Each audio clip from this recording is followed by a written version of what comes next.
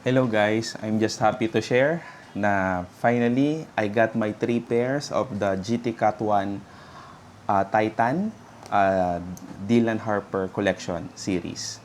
So, yeah, this is the GT Cat 1 Bleach Aqua. So, yung Titan nasa kanan, nasa left shoe, and then yung logo ni Dylan Harper nasa right side. Ito naman yung Before the Light. So, grabe. Ang ganda ng kulay. Ganda ng, combination ng colors. And this is the GT Cat 1 origin story. Solid. Ganda ng kulay. Sarap ang pamporma to. So, itong shoes na nga pala na to, it has a triple layering setup.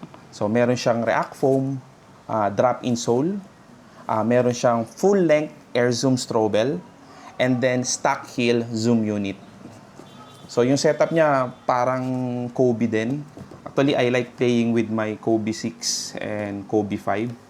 So, ito, na-try ko siya, nasukat ko siya. Masarap sa paa, malambot. Yun. So, actually, hindi pa ako nakakapaglaro, pero ang ganda kasi, parang ang hirap laruin sa bato. Pero most likely itong itim, ilalaro ko talaga to. Yan. So, yan. So, yung comfort and traction niya, yun, 10 out of 10. Maganda yung mga reviews na ano talaga pag GT Cat 1. So, yung how I got my pairs, itong Bleach Aqua, I got it from Titan. Cap Garden. So, ano siya, nakuha ko almost retail kasi nung naglaro ako ng golf, naka less 10% pa. Tapos meron akong parang 2,000 plus na yung napagbentahan ko rin, kaya naibawas pa. So, almost retail ko siya nakuha. Ito naman dalawa, grabe. Yung Before the Light in Origin Story, swerte ko dahil na timingan ko yung release niya. Kasi mahirap dahil, syempre, may work tayo, and hindi naman pwedeng nakatutok palagi sa buti na-alarman ko, nag-alarm ako. Nag-release siya Tuesday, both Tuesday siya nag-release. At 12 or 2 p.m. O 12 yata. Kasi 10 a.m. yan yung mga general releases. Pero ito, pag yung mga reserve, yan either 12 to minsan 4, yung mga based on my previous experiences So luckily na timingan ko.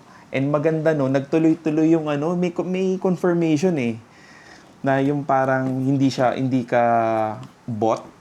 So kasi pag nagkamali ka doon, uulitin mo, malamang maunahan ka na.